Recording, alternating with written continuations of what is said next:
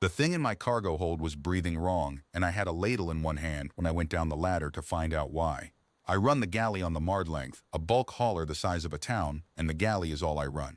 41 years of feeding men who never look up from their trays. I was carrying soup down to the loaders on deck 9 when the whole spine of the ship shuddered. Not the clean shudder of the drives, but a deeper one, like a beast turning over in its sleep, and the loaders weren't on deck 9. The trays were where I'd left them an hour back, gone cold, and the big pressure door to the rear hold stood a hand's width open with frost crawling out of the seam. You learn the sounds of a ship the way you learn a kitchen. This sound I did not know. It came up through the deck plate into the soles of my boots, slow and ragged, a great wet bellows that caught at the top of each pull and let go hard. Pain has a rhythm. I have fed enough dying men to know it when I hear it, even through steel. I set the soup down. I did not call it in. I should have called it in. There is a man on every hauler whose whole job is to call things in, and I am not him, but the door was open and the frost was crawling and the breathing was getting worse. So I put my shoulder to the door and pushed it the rest of the way, and the cold of the hold came out over me like water out of a burst main. The rear hold of the Mard length is a cathedral of nothing. Empty most runs, racked with magnetic cradles for cargo we weren't carrying this trip, lit by the long blue strips that come on for inspection and shut off after they were on.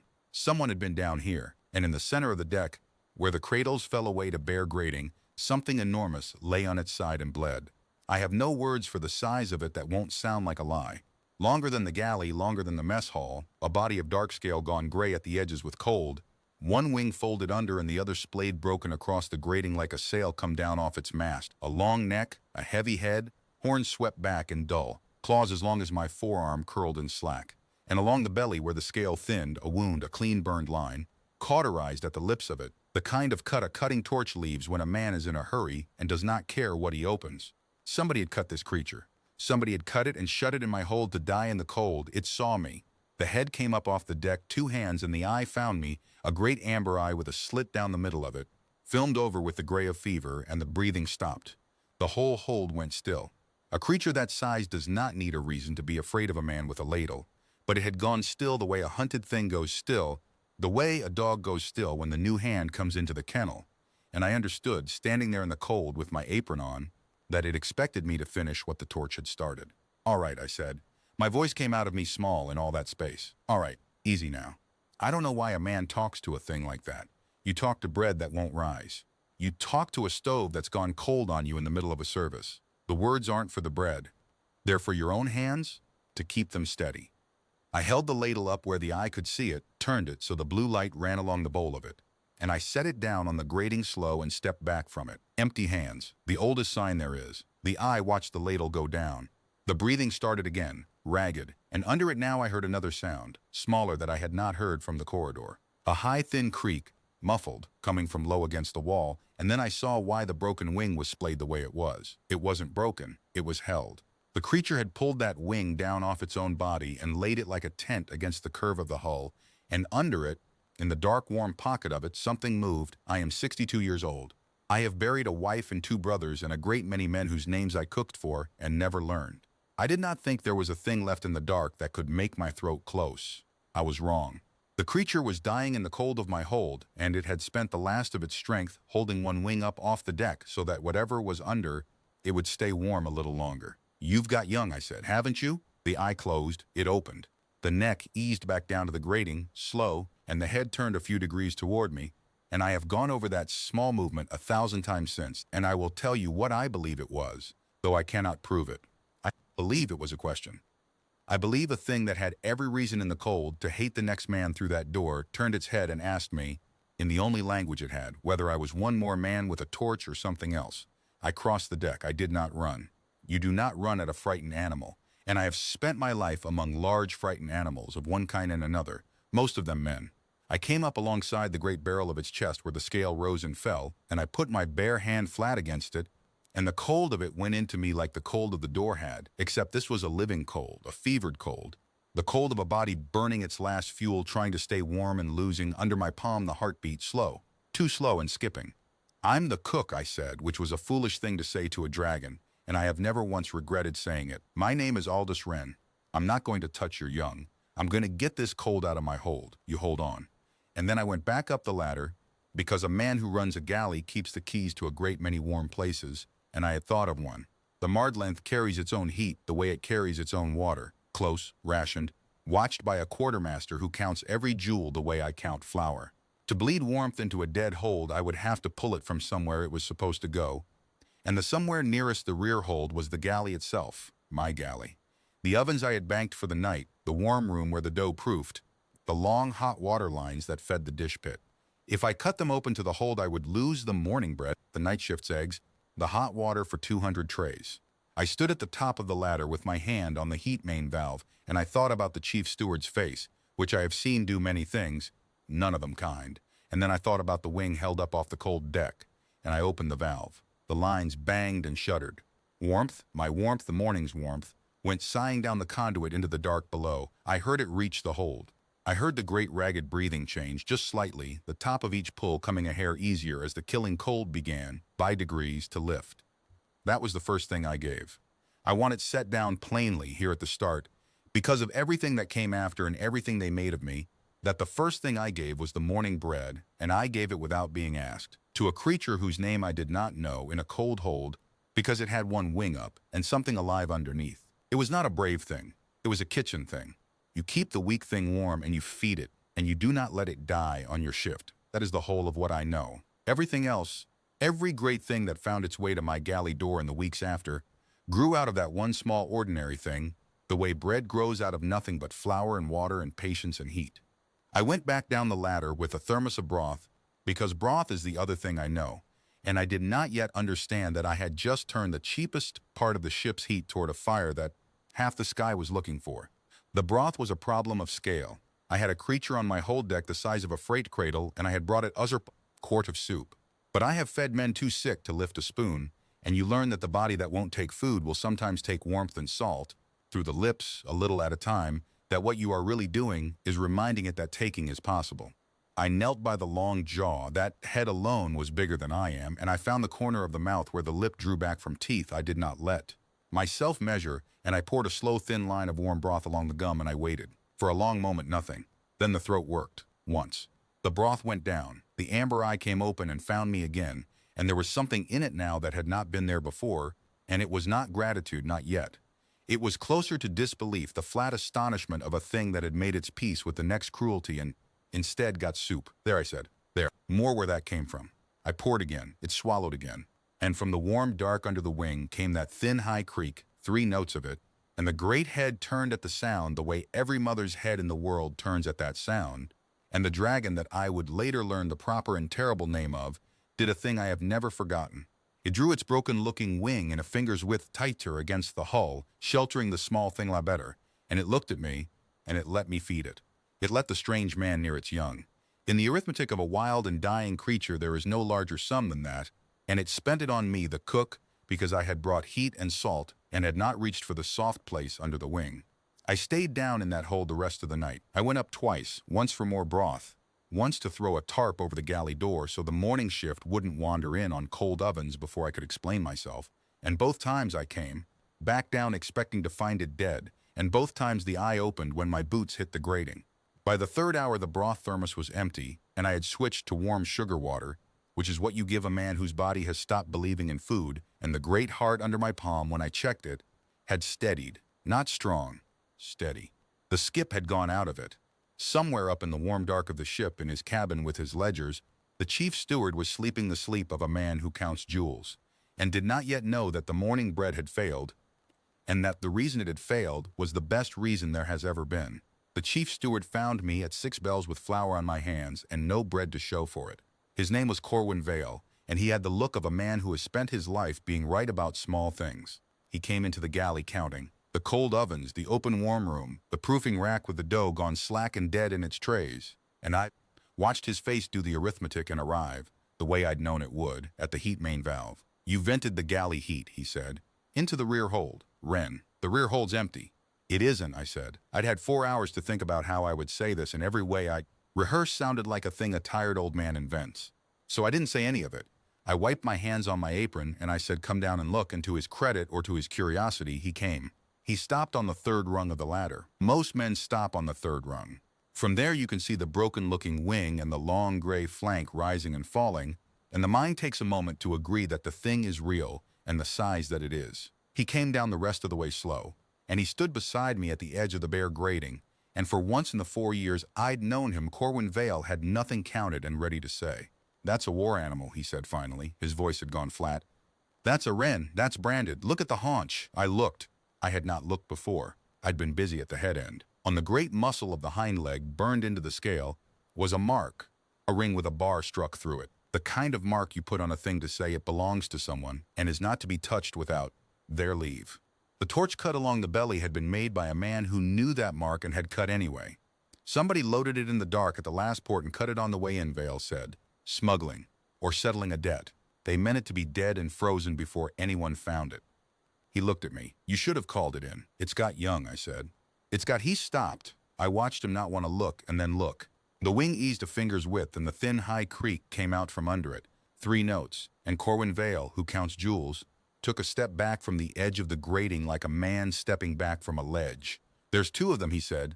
"There's 1.5, I said. "The big one's dying. I've been at her all night. The heat bought her time. That's all it bought." I called her. Her. I'd started doing it somewhere in the 3rd hour, and it had stuck, the way the right word does. Vale didn't argue it. He stood there a while with the ledgers gone out of his eyes and something older come into them. And then he said the thing I'd been afraid he'd say, which was also the true thing. "The captain has to know. There's protocol for live cargo. There's protocol for branded live cargo. If that mark belongs to who I think it belongs to, every hour we don't report it is an hour we're carrying stolen property from a power that does not forgive." He rubbed his face. "They'll space it, Wren. Or they'll dump it at the next buoy for whoever cut it to come collect. That's the protocol. That's what's coming the second I go up that ladder." I knew he was right. That's the thing I want understood. I was not a fool with a soft heart who didn't see the rocks. I saw the rocks. I had a galley to run and a pension 3 runs off and no power on that ship or any other. And the man beside me was telling me the truth of how the world disposes of inconvenient dying things, and I believed him. "Then don't go up the ladder yet," I said. "Give me till she's strong enough to stand. A thing that can stand has a chance at the buoy. A thing on its side gets spaced. You know it does. That's not my call to give." "No," I said. "It's mine. I vented the heat. You found cold ovens and a fault in the line, and you're chasing it down before you bother the captain with a maintenance matter." "That's all true. You haven't seen anything down here you can't honestly say you weren't sure of." I looked at him. "I'm asking you to be slow about being sure. One day." It was a cook asking a steward to lie by being careful, and we both knew exactly the size of what I was asking. Vale looked at the dragon a long time. The creak came again from under the wing. And the thing that decided him, I think, was not me at all. It was the wing itself, the broken-looking splay of it that wasn't broken. That great suffering animal spending its dying strength on a tent of warm scale for something smaller. A man who counts things looks at that and counts it. And the sum comes out on the side of one more day. "One day," he said. "I came down for a heat fault. I'm still looking for it." He went up 2 rungs and stopped. "What do you need?" "Heat I can't keep stealing from the galley or the morning crew will mutiny. And meat. Whatever's in the lockers that's going off anyway. She won't take solids yet, but the little one will, soon, and I'd rather have it down here than have to go asking." "You'll have it." He climbed another rung. "Wren, if this goes the way these things go, you understand they don't just take the cargo. The brand on that haunch. If she lives and somebody comes looking and finds out a galley cook on a registered hauler had their property and hid it, that falls on you, not the ship."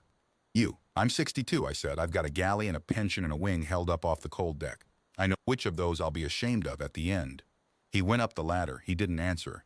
But the meat came down within the hour, hauled by 2 of the night loaders who'd been sworn to something by a steward whose whole authority was that he never bent the rules, bending one, and who came down the ladder and saw the wing and went quiet, exactly the way Vale had gone quiet, and the way I had gone quiet, the way every man went quiet who came down into that hold, because the size of a dragon makes the eye flinch, but the size of what it was doing for its young made the chest go still. So now there were 4 of us who knew. The cook, the steward, and 2 loaders named Pell and Asha, who I'd been feeding for 2 years without learning, much past their faces.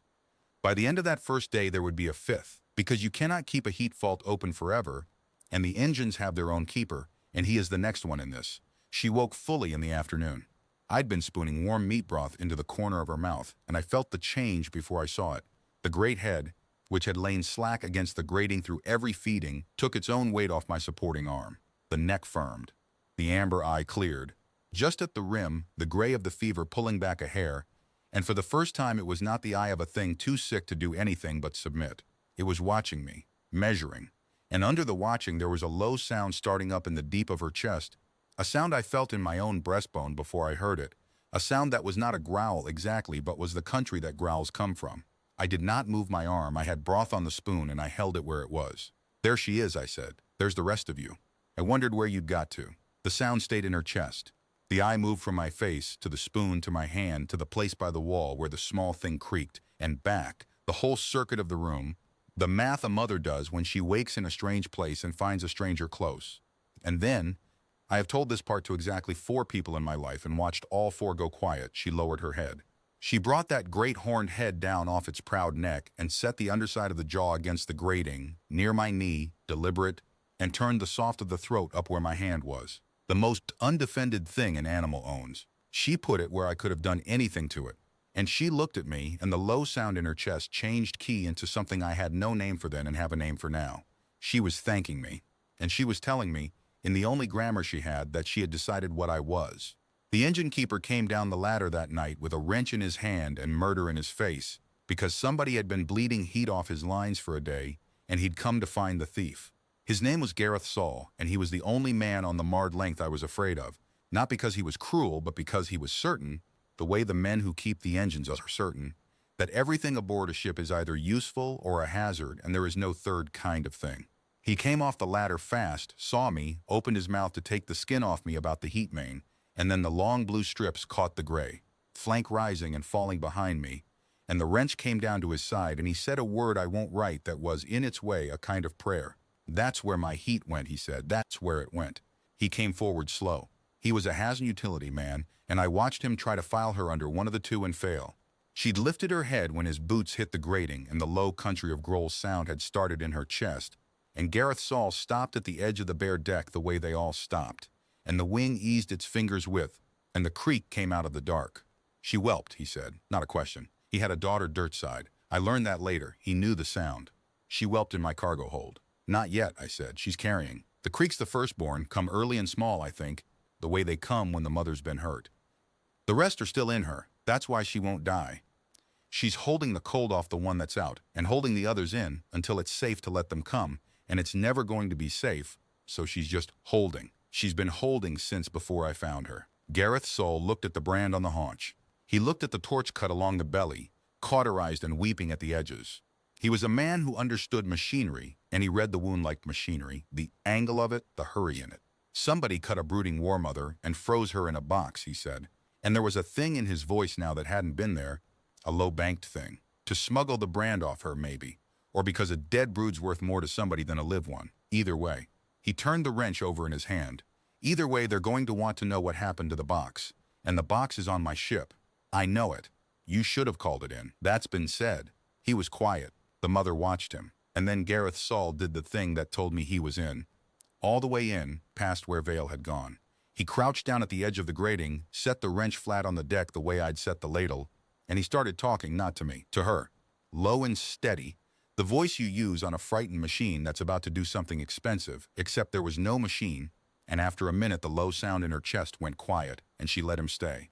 "What does she eat?" he said, still watching her. "Meat she won't touch yet. Broth she will. Heat most of all." I hesitated. "Gareth, the heat's the thing.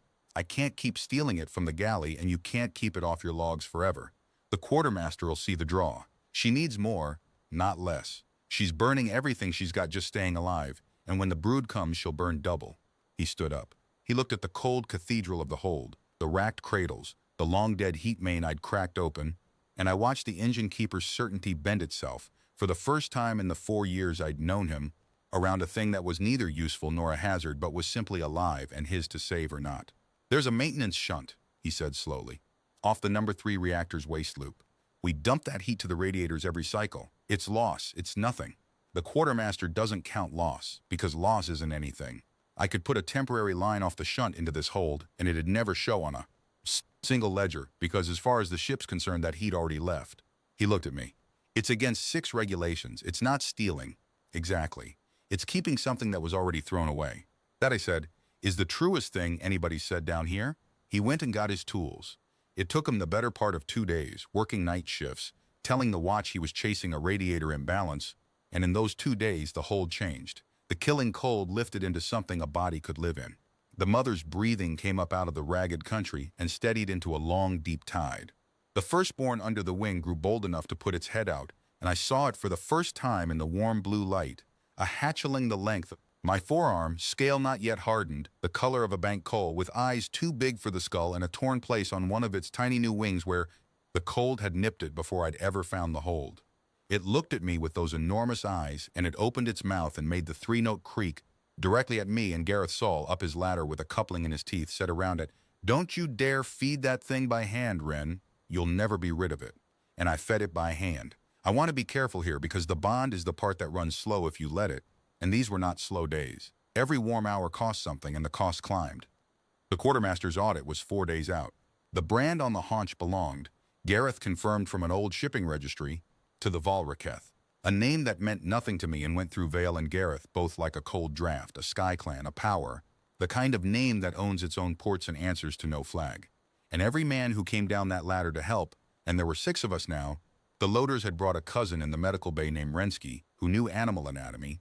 Every one of us was, by the plain reading of the law of any port, a thief in possession of a great power's stolen blood. The firstborn I named Cole, because I am not a clever man and it was the color of a banked coal, and because a thing you feed by hand needs a name or you'll lose your nerve about it. Cole learned my boots. It learned the sound of the thermos lid.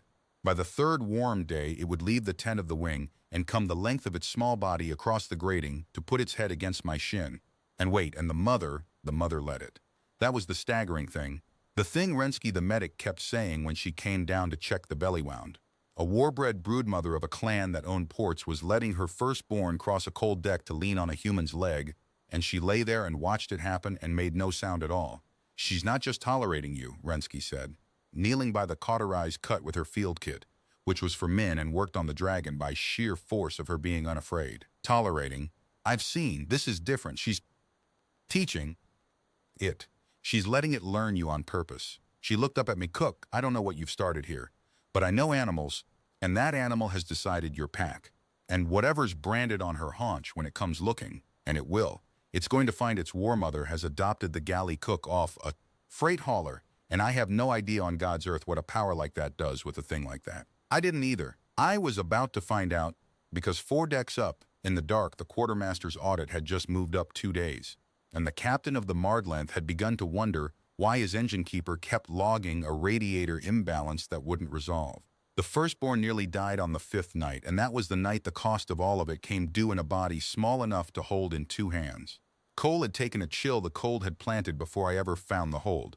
The torn place on the new wing had gone hot and angry, and by the 5th night, the little thing wouldn't leave the tent of its mother's wing, wouldn't take the warmed meat off my fingers, lay against her flank, making a sound that was not the bright 3-note creak, but a thin broken thread of it, the sound a small thing makes when it is using the last of itself to make any sound at all. Rensky came down the ladder at the run when I called her, and she got Cole out into the blue light and turned the bad wing in her hands, and her mouth went flat. "Infections in the bone," she said. "In a man, I'd open it, clean it, pack it. In this," she looked up the great gray flank of the watching mother, "in this I don't know the anatomy well enough not to kill it, and if I do nothing the infection takes it by morning. And Cook, the mother, knows. Look at her. She knows." The mother knew. She had her head down low over the 2 of us, the amber eye fixed on the small broken thing in the medic's hands, and the country of Grolls had started up in her chest, low and terrible, not aimed at us, aimed at the thing she could not fight, the heat in her firstborn's bone, the cold that had followed it out of the box. A mother who had held a brood inside her through a torch cut and a freezing, and her firstborn was going to die in the warm after all, of a chill she'd taken trying to keep it alive, and she could do nothing but make that sound and watch. I have packed wounds. 40 years in a galley is 40 years of burns and cuts, and a stove that bites, and you learn to clean a hot wound or you lose men to it on a ship with 1 medic and no time. "Tell me where to cut," I said. "You guide it. I've got the hands for small work. I shell eggs without breaking the yolk. Tell me where and how deep, and I'll do the cutting, and you keep it breathing." Rensky looked at me. She looked at the mother, and she made the call a good medic makes, which is to use the tool in front of her, and the tool was a cook's steady hands. We worked on the firstborn the rest of that night in the blue light, Rensky's knowledge, and my fingers and the mother's head down low over both of us. The whole time, the growl never stopping and never once turning on the strangers cutting into her young, because she had decided what we were, and she did not unmake the decision even with a blade in her firstborn's wing. I opened the hot place the way you open a thing you mean to save and not to hurt, slow, exact, and Rensky packed it with what a field kit for men had in it. And somewhere in the cold middle of the night, the thin broken thread of a creak steadied, and the small body stopped burning under my hands, and by the gray hour Cole took a smear of warmed meat off my finger and swallowed it, and the mother put her brow down against me, where I sat in the wreck of it, hard, deliberate, the whole weight of that great head a moment against my shoulder, and held it there. "That's the bond, cook," Rensky said, very quiet, packing her kit with hands that weren't quite steady. "I keep telling you, and you keep not hearing it." A war mother just held still and let two humans take a knife to her firstborn because she trusts you that far. Whatever's coming when the brand catches up to us, remember tonight. Remember she chose this. Whatever they do to us, she chose us first, in a cold hold with a knife at her baby's wing, and didn't flinch. You don't get given a thing like that and come out the other side the same man. I didn't come out the same man. None of us did. But that was still days off, and the gray hour was on us, and there was a small coal-colored thing asleep and breathing easy against my leg with a packed wing, and there was 4 decks up, a quartermaster's audit moving up its date, and the heat draw Gareth had buried in the waste loop was about to be looked at by a man who counted loss. After all, the captain came down the ladder himself, and I knew the day had come because he came alone and he came armed. Captain Eldest Marr ran the Mard length the way a man runs a thing he is tired of and cannot leave, and he came off the ladder with a sidearm on his hip and the audit slate in his hand, and he stood at the edge of the grating and looked at the dragon a long time and said nothing. The mother had lifted her head. Cole was against my shin. The other loaders had scattered up the ladder when the word came down that the old man was coming, and it was just me and Vale and Gareth left, and the captain looked at the 3 of us and the warm hold and the dead cheap heat coming off. Gareth's shunt, and he understood the whole of it in about 4 seconds, because he was not a stupid man, only a tired one. "Volraketh brand," he said. "Yes, sir," said Vale, "on a brooding female, cut, hidden in my hold, fed and warmed for 6 days by my galley cook, my steward, and my engine keeper off a shunt designed to keep it off my logs. He let that sit. Do you have the faintest idea what they do to a vessel found carrying a stolen Volraketh broodmare? They don't find the ship. They don't seize the cargo. They take the ship apart at the next port with the crew still aboard, and they are entirely within the law of that port to do it, because the Volraketh wrote that law, because that port belongs to them, the way 9 ports along this lane belong to them." He looked at me. "You've hanged us all, cook, for a soft heart." "The cut belongs to whoever did the cutting," I said, "not to us. We found a dying thing in the cold and we kept it warm. If the Volraketh are the power you say they are, then somebody in their own house cut a brooding mother and tried to smuggle her dead past a buoy, and that's their shame, not ours, and I'll say so to whoever comes." You'll say so. Marr almost laughed. "You'll say so to the Volraketh." "To whoever comes," I said again. "I'm not going to lie about feeding her. I'm too old to be ashamed of the one decent thing I've done this decade. And here is where the day turned, and turned not on me but on the mother, and I have thanked God 100 times since that it did not turn on me, because I had nothing left to turn it with." While we talked, the captain's voice rising, his hand near the sidearm out of an old habit and not a real intent, while we stood there deciding her fate over her head the way men do, the mother had been laboring, and none of us had seen it, because she had made no sound. The wound, the cold, the 6 days of holding, her body had reached the end of what it could hold, and the brood that she had kept inside her through all of it, because it was never safe, was coming now, whether it was safe or not. And she could not do it alone. The first one had nearly killed her, weeks early and small. These would finish the job. It was Rensky, coming back down the ladder behind the captain with her field kit because she'd guessed, who said it out loud. "She's whelping. She's whelping now, and she's too weak. Cook, the heat, she needs the heat doubled, and she needs hands. She needs somebody at the..." And then she was down on the grating at the business end of a creature 40 times her size, with her sleeves shoved up, and the captain of the Mard length stood at the edge of the deck with his sidearm and his audit slate, and watched a war mother of the Volraketh begin to die in childbirth in his cargo hold, and watched his galley cook drop to his knees in it without being asked. I'd helped at births before. Ewes, on my father's place, 60 years gone. A woman once, on a hauler with no medic, a thing I've never spoken of. The principle is the same, and the principle is this: you cannot do it for them. You can only keep the cold off, and the panic down, and your hands ready for the moment they need a hand. So I got to the head, where I belonged, where she knew me, and I put my hands on either side of that great jaw, and I put my forehead against the bone. of her brow, and I talked to her, low and steady, the way I'd talked since the first night, the bread talk, the words that are for your own hands. You've held all this time, I said. You held in the cold, and you held with the cut in you, and you held while we argued like fools over your head. You don't have to hold anymore. Let him come. I've got you. I'm the cook. I'm not going anywhere. Let him come. She screamed once, the only sound she made in the whole of it, a sound that took the long blue light and shook it, a sound I will hear in the last hour of my life. And then she began with Rensky's hands and the doubled heat, and Gareth hauling open every line he had, whether it showed on a ledger or not. She began to bring them. There were 4.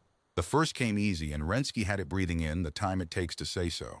The second hung, and she went into her shoulder and turned it, and it came. The third was small and still, and she worked it the way you work still thing, hard, unkind looking and not unkind, and it coughed and lived. And the fourth would not come, and the mother was going gray at the edges again, the way she'd been gray the first night. The great heart under the place where I'd first laid my hand going slow and skipping, spending itself, and Rensky looked up at me across the vast laboring flank with the particular flat look of a medic who has run out of the thing she runs on, and I knew that the fourth and the mother were going to go together, and there was nothing in my hands to stop it. So I gave the thing I had left to give, and it was not heat, and it was not broth. I lay down. I lay down on the cold grating against the warm wall of her chest, by the great jaw, where she could feel me the whole length of her, and I took the weight of that head against me, all of it, more than a man can hold, and I held it anyway, and I told her the only true thing I had. You are not alone, I said. Whatever they did to you, whoever cut you and boxed you and meant you to die in the dark, they were wrong about the dark. There was a man in it. There's a man in it now. You are not going to die alone in a cold box, do you hear me? You're going to die warm, with your young breathing, with a hand on you, or you're not going to die at all, but either way you are not alone, and you were never as alone as they wanted you to be. I don't know what she understood. I have never claimed to know. But the great heart, which was going, did not go. It caught. It steadied against my back where I lay along her. And the fourth one came. Rensky got a grip, and the mother found, somewhere past the bottom of herself, one more contraction, and it came, blue and still, and Rensky breathed into the small mouth twice, and it shuddered and screamed, thin and high, and lived. 4 and Cole made 5. 5 Volraketh hatchlings breathing on the warm grating of a freight hold, and a mother alive past all reason to be, and a cook lying in the wreck of it with his ears ringing, and the captain of the Mardlength standing at the edge of the deck with his sidearm, forgotten in his hand and his face. I looked up and saw his face, wet. Eldismar, who ran a thing he was tired of, wet down both cheeks and not bothering to hide it. Gareth, he said, and his voice was not steady, whatever heat you've got, give it all to this room. Log it however you have to. I'll sign it. He looked at me lying against the dragon's jaw. Cook, what do they need? Warm, I said, and quiet, and their mother to live the night. Then they'll have it, said the captain of the Mardlength, and he holstered the sidearm he had come down the ladder to use, and he took off his own jacket, the captain's jacket with the bars on it, and he came out onto the bare grating and laid it over the nearest blue and shivering hatchling with his own hands. And that, not the brand, not the clan, not the power that owned the ports. That is the moment I think of when men ask me what humanity is. The ship that came for her overtook us on the 9th day, and it did not hail. We saw it on the bridge repeater first. Gareth had rigged one down to the hold so we'd have warning. A hull sliding up out of the dark behind us, matching our course, no transponder, no flag, the kind of arrival that in the lanes means one thing only. It was not large. That was what frightened Gareth, who knew ships. Couriers run small, he said, watching it close. Enforcers run small. Big ships are for cargo. Small, fast ships are for sending a message you don't want diluted. He looked at me across the warm hold, where the 5 hatchlings slept in a heap against their mother's mended flank, and coal lay across my boots from old habit. That's the Volraketh. Cook. That's them coming to collect, or coming to clean up after whoever cut her. And from out here there's no telling which, and only one's again to find out, and the finding out is the part that gets us spaced. The captain put the Mardlength's drives to dead slow and waited, because you do not run from a thing that's small and fast, you only insult it. We waited a day. The black ship sat off our flank and watched and did nothing, and the not doing was worse than anything it could have done. And on the 2nd day of waiting, the mother did the thing that changed the ending. She had been getting her strength back by hand widths. By the 9th day she could stand, and stood, filling the hold to its girders, and the first time she rose the whole of us flinched, because a standing dragon is a different proposition from a lying one. But she only stood to test her wing, the real one, the one that hadn't been spent as a tent, and to gather her brood under her, and to come, slow and deliberate, to where I stood by the ladder, and lower that great head until the amber eye was level with mine. And then she turned toward the black ship's bearing, though she could not have seen it, and she made a sound I had never heard her make. It was not the country of growls. It was not the creek. It was a call, low, vast, structured, a thing with parts to it, and it went on a long time, and Rensky beside me whispered, "She's naming something," and the boundary stone hum of it went up through the girders of the mard length and out, somehow, into the dark. The way I have since learned, the great ones can throw their voice through a hull and into the void by means no instrument of ours can find. She called toward the black ship, long and structured and twice repeated, and then she folded her brood back under her and lay down and waited, calmer than she had been since I found her. And I understood that she had not been calling the black ship to come. She had been calling someone else, and telling them where she was, and telling them I would learn the whole of it, the cold, the cut, the box, and the man. The black ship moved on the third day. It came alongside and grappled, and the captain met its boarding party at the main lock with Gareth and me behind him, because he would not let me hide, and I would not have hidden. They came aboard in dark armor, with the ring and bar brand worked into the chest plates, 8 of them, and at their head a tall figure who took off his helm and was not a man and was not a dragon, but was the thing between a scaled, humanoid form, deep violet scale across a hard face, a crest of horns swept back, a long tail held with the stillness of a thing that has killed and may again, and eyes the same amber as hers, a Volraketh of the standing kind. He looked at the captain and dismissed him. He looked at Gareth and dismissed him.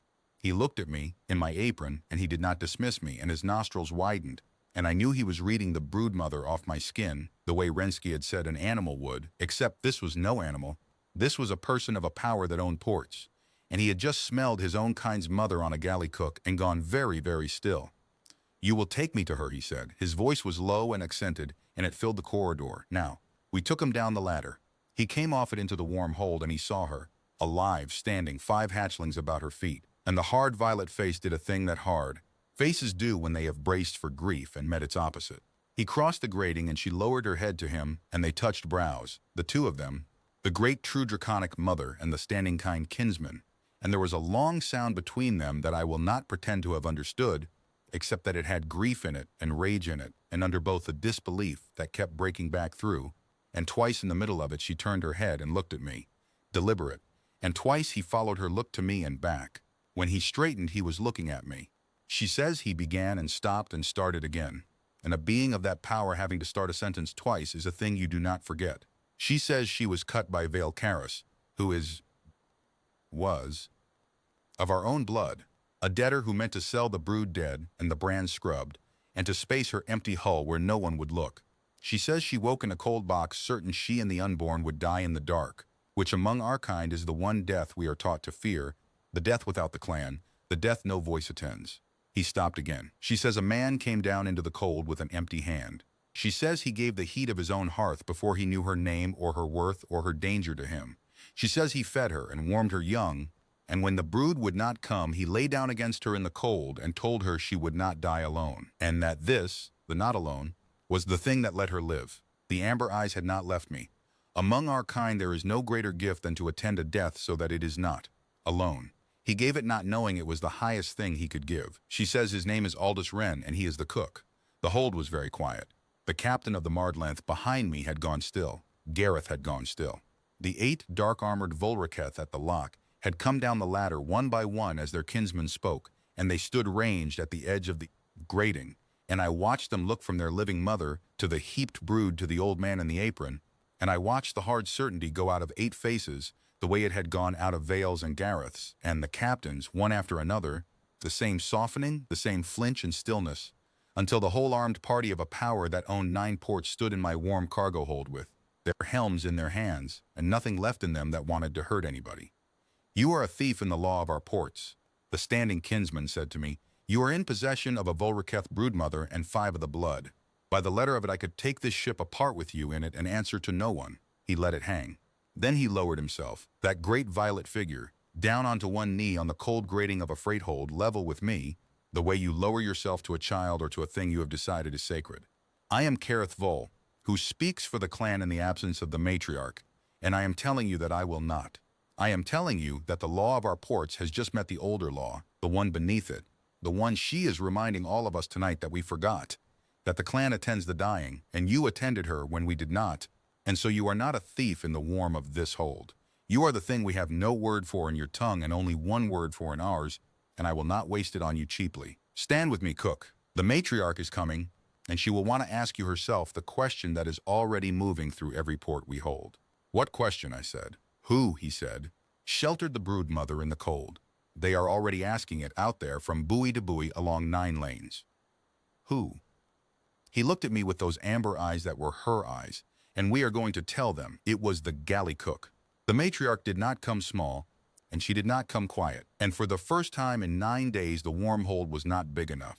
We made dock at a Vulriceth port the following week. Kareth had it arranged before he'd risen off his knee.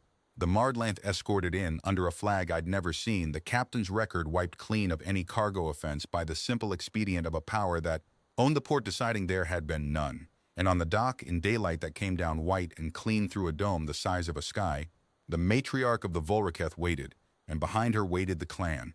And I had thought I understood what a dragon was until I saw her, and then I had to learn it over. She was the true draconic kind, like the mother, but old past the mother the way a mountain is old past a hill, scale gone to slate and silver, a wingspan that put the dock in shadow when she shifted, eyes the deep amber of the whole line of them.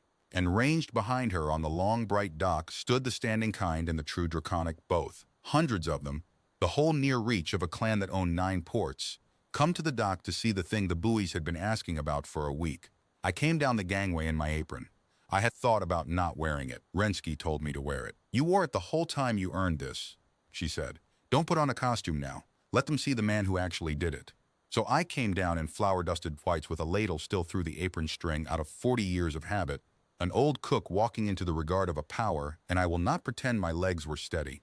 The mother came down behind me with her brood, and she went to the matriarch and they touched brows, the old and the saved, and the long structured sound passed between them, and the whole bright dock was silent for it. And then the mother turned and put her great head down level with me there on the dock in the white daylight and made the 3-note creak. Coal sound, the sound I'd answered 100 times in the warm hold.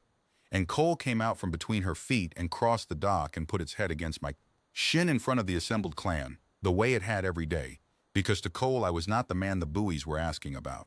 I was the boots and the thermos lid. I was warm. The matriarch watched the hatchling lean on me, and the matriarch of the Vulriceth, who answered to no flag and owned the dome and the daylight coming through it, lowered her vast head until the slate of her brow nearly touched the dock, and held it there, and the hundreds behind her lowered theirs. And I want to be careful how I tell this, because it would be easy to tell it wrong, to make it the thing the cheap version makes it. They did not bow to make me a king. There was no kneeling and naming, no crown, no throne. It was older and plainer than that, and it nearly took my legs out from under me.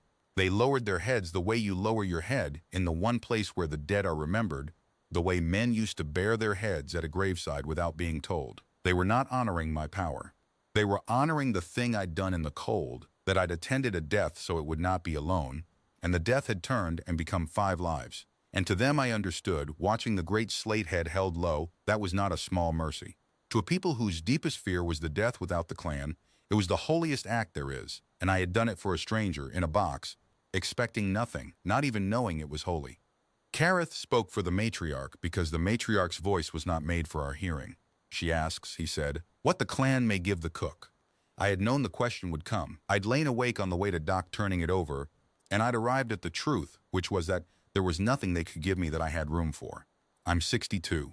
I've a galley and a pension 3 runs off. I told them so, as plainly as I'd told the captain I was too old to be ashamed. I don't want a port, I said. I wouldn't know what to do with a port. I've got soup on at 1600 and a night shift that needs feeding, and that's about the size of what I'm good for, and I'm good for it. I looked at the mother and at Cole against my shin. If you want to give me something, let me finish the run. Let me feed her young till they're strong enough not need the thermos. That's all I'd take. The rest of it, the law of your ports, the thief I'm supposed to be, call that square and let an old cook go back to his galley. That's the gift I'd want, to go back to being nobody and have it be allowed. Kareth told the matriarch. The long structured sound came back and Kareth listened, and when he turned to me, his hard violet face had the flinch in it again. She says you have already named the gift you'll take, and it is the same gift you gave, to be near the warm and ask nothing, and that this only makes it harder for the clan to bear that you'll take, nothing else. He paused.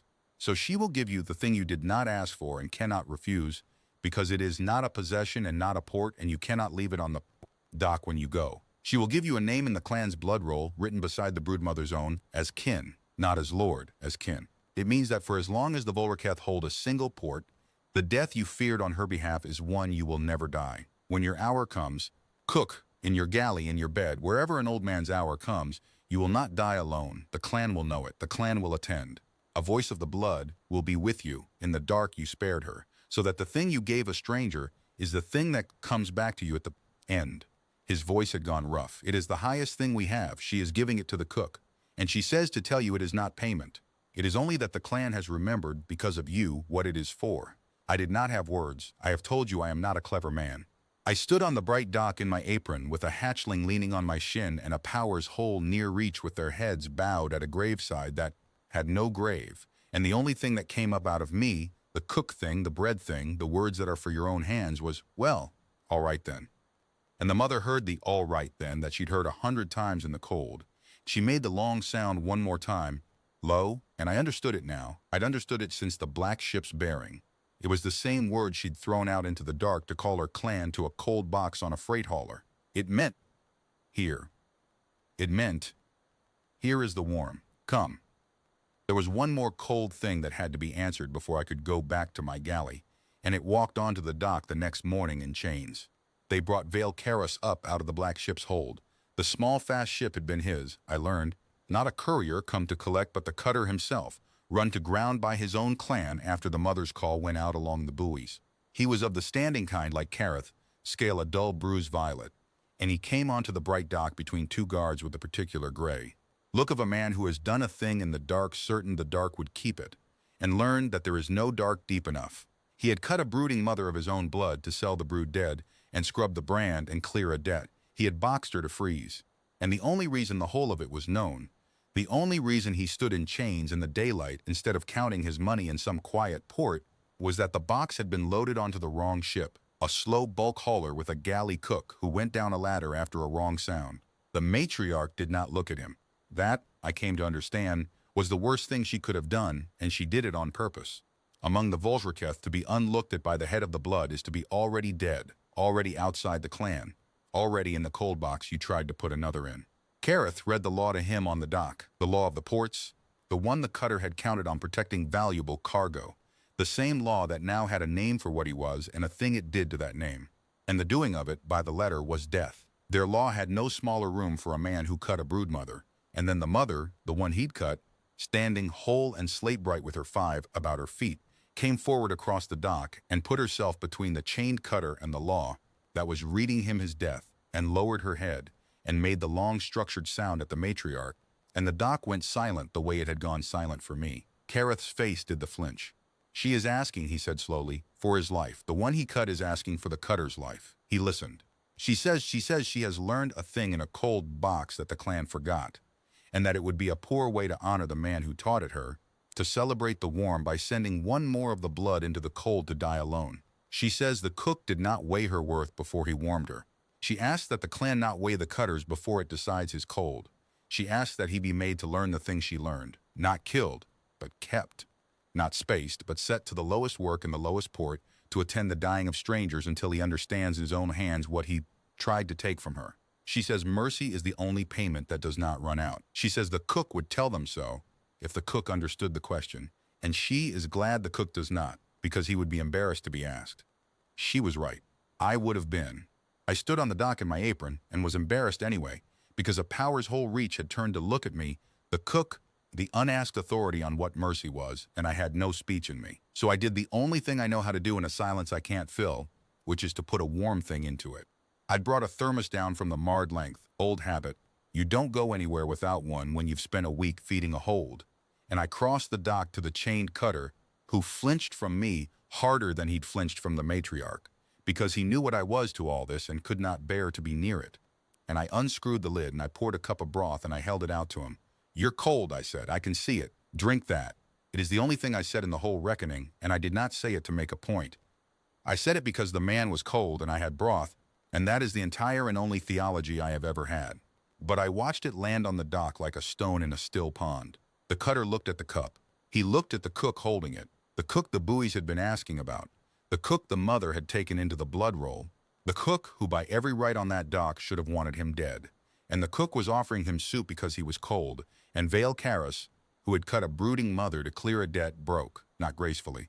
Ugly the way a hard man breaks all at once and from the bottom. He took the cup in his chained hands, and he drank it, and he wept into it, and the matriarch watched him do it. And I understood that the mother had just won her mercy, because the clan had seen the thing she'd been trying to tell them, that the warm offered to the one who least deserves it is the warm that changes him, and the cold only ever makes more cold. They did not space him. He was given to the lowest work in the lowest port, to attend the dying of strangers, exactly as she'd asked, for as many years as it took. I'm told he is at it still. I'm told he has gotten good at it, which is to say he has learned to sit with a dying stranger so the stranger is not alone, and that some who've died under his hands have died easier for it, and that he asked once whether the cook would ever come to the port where he worked, and was told the cook was busy with a galley, and wept again, though gentler that time. I never went. Not out of any hardness. I just had soup on at 1600, and a thing like that doesn't keep. The mother brought her brood to me one last time on the dock before the Mardlength cleared for home. Cole was getting big by then. Past the thermos? Nearly. The torn wing healed to a small scar it would carry into a wingspan that would someday shadow a dock of its own. It came and leaned on my shin, and I crouched and put my forehead to its small hard brow the way I'd put mine to its mother's in the cold. And I told it the bread thing, the all right then, and it made the three-note creak back at me, lower now, its voice changing. And that was the goodbye. The mother stood over us in the white daylight and did not make the long sound. She only watched, the way a mother watches a thing she has decided is safe. And when I stood up, she lowered her head, and I put my hand flat on the great barrel of her chest where I'd first laid it in the cold, and the heart under my palm was strong and even and warm. And that was the only thanks either of us had words for, and it was enough. The run home was the longest of my life, and I would not trade a single watch of it. The clan would not let the Mardlength clear for the inner lanes alone. The mother flew escort. That is a thing I had to learn to say without my voice doing something foolish. That for the 11 days home, a true draconic broodmother of the Volraketh paced our hull through the dark with her five strung out behind her like a line of coals, and that she would come close along the great forward port of the galley at the start of each watch where I could see her, and lower one amber eye to the glass, and I would put my hand flat on the cold port the way I'd put it on her chest, and the heart I could no longer feel I knew was beating, strong, on the other side of the steel. We did that every watch for 11 days. I never told the crew it was the high point of 41 years aboard. They'd have thought I'd gone soft. I had gone soft. A man should, before the end. It's the cold that's the failure, not the warm. But the brood was growing, and a growing brood eats, and the thermos was not going to be the answer for long. And so the cost of the kindness changed shape one more time, the way it had kept changing shape since the first night. From bread to heat, to the audit, to the law, to the reckoning, and now to this. 5 hatchlings the size of dogs and getting bigger, pacing a freight hauler through the dark, hungry, and a galley built to feed 200 men. I fed them. I wanted in plain words because the great moments were never the work. The work was the work. I rebuilt the run. I had the loaders rig a feeding port through the forward lock, where the brood could come in out of the void 2 at a time into a warmed bay, and I cooked for them the way I'd cooked for men, in bulk, badly at first, and then better as I learned what a young dragon's stomach would take. Meat, yes, but warmed, and salted the way the broth had been, because it turned out the salt was the thing. The salt and the warm, the same 2 things I'd poured along their mother's gum the first night. Cole ate from my hand to the end, and the other 4 learned my boots and the thermos lid the way Cole had, and by the 8th day the warm bay smelled like a kitchen and sounded like a nursery, and Gareth Saul, who had said, "Don't you dare feed that thing by hand," stood in the door of it every off-watch with his daughter's picture in his pocket and a look on his face that I knew, because it was the look I'd had since the first night, the look of a hard man who has found the warm thing and means to keep it. The trouble when it came not from the Volaraketh, but from a port we made on the inner edge of their reach, where the harbor master was a man of another power who did not believe the story the buoys were carrying, and did not like a freight hauler arriving. Under a clan's escort, with no manifest he understood, he impounded us. He had the law to do it, a foreign hull, an unlisted escort, irregular cargo, a galley reconfigured into something his inspectors couldn't name. He came aboard with his inspectors and his authority, and he stood in my reconfigured galley with a hatchling the size of a hound asleep in the warm bay behind me, and he told me he didn't care what the buoys said. That fame was for fools, that he saw an old man who turned a registered galley into a kennel for dangerous beasts, and he meant to seize the ship and the beasts both until somebody with proper standing came to claim them. I did not argue with him. I have never won an argument with a certain man, and I'm too old to start. I made him tea. I sat him down in the warm of the galley, and I put a cup in front of him and a plate of the bread I'd finally gotten back to baking. Once the heat main was the heat main again, and I let the certainty run out of him the way it runs out of every man who sits long enough in a warm room with bread in front of him. And while it ran out, the mother came close along the forward port. She'd felt the ship stop. She always felt it, and she lowered her great amber eye to the glass behind me, and the harbor master saw over my shoulder a thing the size of his cutter regarding him through the steel with no hostility in it at all, only a watchfulness. And he set his tea down very carefully, and he said, in a different voice, "That's really her then, the one from the buoys." And I said, "That's really her." And he looked at the bread and the tea and the old cook and the watching eye, and the seizure went out of him the way the cold had gone out of the hold, by degrees, and he cleared us by morning, and asked, at the gangway, almost shy whether he might have the bread recipe, and I gave it to him, because it is the only thing I've ever had that a man could ask me for, and I could simply give. We made home on the 11th day. The mother took her brood up off our hull at the edge of the inner lanes where her kind don't go, and she came one last time to the forward port, and I put my hand on the glass, and she put her brow to the other side of it, the closest a thing that size could come to the gesture we'd made in the cold. And then she was gone into the dark with her 5 coals behind her, back toward the ports that the buoys would carry the story along for a long time, and I stood at the port a while with my hand on the cold glass, and then I went and started the 1600 soup, because it was 1600 and the night shift needed feeding, and that does not keep. They came back.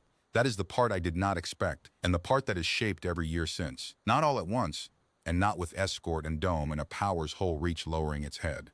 That had been the one time, the dock, the reckoning, the blood roll, the great public thing the buoys carried.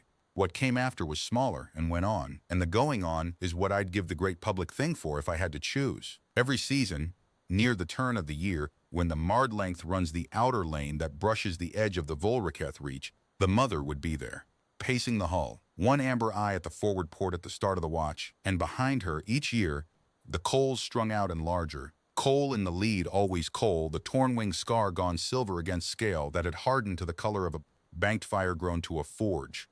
The crew got used to it. New men would come aboard and disbelieve it, and then it would be the turn of the year, and they would stand at the forward port with the rest of us and go quiet, the way every man went quiet, and after that they believed it the way you believe a thing you have stood next to.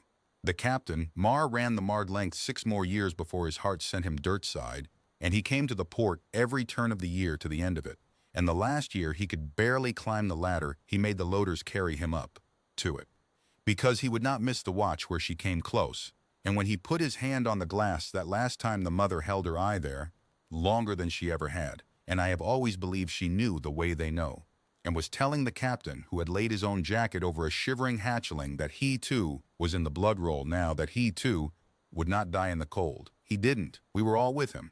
Gareth held one hand and I held the other, and Rensky counted his breath out to the last one, and the turn of that year the mother came close and made the long structured sound. Here is the warm, and we understood she had heard, somehow across the dark, and had come to attend, and I have never been able to explain that to a man who wasn't in the room and have stopped trying. Coal grew into the thing its mother was, and past it. By the 5th year it was too big for the forward bay it had eaten its first warmed meat in, and it would pace the hull on its own apart from the brood and come to the port, and lower an eye gone from too big for the skull to level and ancient, and I would put my hand on the glass, and it would put its brow to the other side. The gesture I'd taught it without meaning to teach it anything. The gesture that had started as a thing I did to a dying mother in a cold hold, and had become somehow, the way a clan that owned 9 ports said, I remember the warm to an old cook on a freight hauler. By the 7th year coal had a brood of its own, small coals strung behind it at the turn of the year, and it brought them to the port to see me, to learn my boots through the glass. And I understood that I had become a thing the Volreketh teach their young, the way they teach them the long sound and the law beneath the law, thing about the warm and the cold and the man who chose. I did not feel like a legend. I felt like an old cook with his hand on a cold port, watching a thing he'd kept alive teach its children that he'd kept it alive. There is no word for that feeling. The Volreketh have one. They did not waste it on me cheaply, and I have not asked to hear it, because I think I would not be able to bear it, and because the all right then has always been enough between us, the bread word, the word that is for your own hands. The cutter wrote me once, Veil Karas from the lowest port in a careful hand on real paper, the way the standing kind do when a thing matters. He did not ask forgiveness. He had learned, in the years of attending the dying, that forgiveness is not a thing you ask, but a thing that is done to you, and that I had done it on the dock with a cup of broth before he'd understood there was anything to do. He wrote to tell me that he had sat with 400 dying strangers now, and that the 400th had been a child of his own clan, far from home, who would have died in the cold alone but did not, because he was there, because I had to been there, because the worm had passed down a line that ran from a cold box on a freight hauler through a man who'd cut a mother to a dying child 400 deaths later. He wrote, "You poured me soup because I was cold. I did not understand then that this was the whole of it. I understand now. There is nothing else. It is only ever the warm passed on or the cold passed on, and you chose in a hold before you knew what you were choosing, and I have spent these years learning to choose it too. I keep the letter in the galley, in the tin where I keep the recipes, because that is where the things I'd reach for in a fire go, and it is among the things I'd reach for in a fire. I am old now in a way I was only practicing at when I went down that ladder. The mard length runs without me. They retired me 2 years past, kindly, with the pension I'd been 3 runs off from on the night I found the hold, and a galley man 20 years my junior who came to me for the bread recipe and got it and got the rest of it too, the salt and the warm and the thing about not letting the weak thing die on your shift, which is the only recipe I ever truly had. I live dirtside now in a small place with a window near a port. I chose it for the port, though I told the agent it was for the light. And at the turn of the year I go down to the harbor wall in the cold with a thermos, because old habits are the only kind I have left, and I watch the dark over the water for the thing I know will come. It comes. Every year it comes. Coal is enormous now, a slate and ember vastness that puts the harbor lights in shadow when it banks, with a brood of its own grown nearly to its own size and a brood beneath that. 4 generations of coals that all of them, everyone, learned an old man's silhouette on a harbor wall before they could fly straight, because their elders brought them to learn it the way you bring a child to a grave or a hearth. The 2 places a clan remembers itself. Coal comes in low over the water and lowers a head that could take the harbor wall off its footings, gentle as a thing can be that size, and puts its great brow down level with me in the cold, and I put my hand on it, no glass between us now, here at the end, just my old hand flat on the warm hard scale, the way it was flat on a dying mother's chest the night this started, and the heart under it beats, strong even, warm, and we stay like that a while, the cook and the coal, while the brood wheels patient overhead and neither of us makes a sound, because the all right then was always enough, and is enough still. I know how it ends for me. I am not troubled by it the way a man my age has a right to be, and the reason is the gift I did not ask for and could not refuse. When my hour comes, and it is coming, I feel it the way you feel the turn of a season, not as a fear but as a fact. I will not meet it in the cold. The clan will know. They always know. A voice of the blood will be with me in the dark, so that the one death their kind is taught to fear, the death without the warm, the death no voice attends, is the one death I will never die. I gave that to a stranger in a box, not knowing it was the highest thing I had, and it has come back around to me the long way, through 4 generations of coals and 400 dying strangers, and a cutter's careful letter in a recipe tin, and it will be there at the end, the warm passed on and passed back, the only thing there ever was. People ask me, the few who know the whole story, whether I knew, going down that ladder, whether I knew what was in the hold, what it would cost, what it would bring. They want it to be a story about a man who saw a great thing and chose it, and I tell them the truth, which disappoints them every time, and which I have stopped apologizing for. I did not know anything. I heard a wrong sound and I had a ladle in my hand and I went down to find out why, the way you go to a stove that's gone cold or a loaf that won't rise. There was a dying thing in the cold with one wing held up off the deck. I did not weigh it. I did not measure what it was or what it owned or what it could do to me. I kept it warm and I fed it and I did not let it die alone on my shift, because that is the whole of what I know and I have never known anything else, and I have never needed to. They asked up and down 9 lanes, buoy to buoy, who sheltered the dying brood mother in the hold. They asked it like it was a question with a grand answer. It was the galley cook. That is the whole answer. There isn't a larger one. An old man with a ladle and an apron went down a ladder after a wrong sound and found something cold and made it warm and everything else. The clan, the blood roll, the bowed heads under the bright dome, the coals that come to the harbor wall at the turn of every year, everything else grew out of.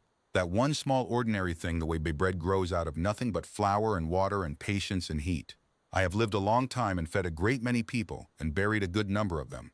And if you put all of it on the scale, the whole of my 60-odd years, The thing that will weigh is the night I gave away the morning bread to keep a stranger's young warm in the dark. It was a kitchen thing. It was the smallest thing in the world. It was enough.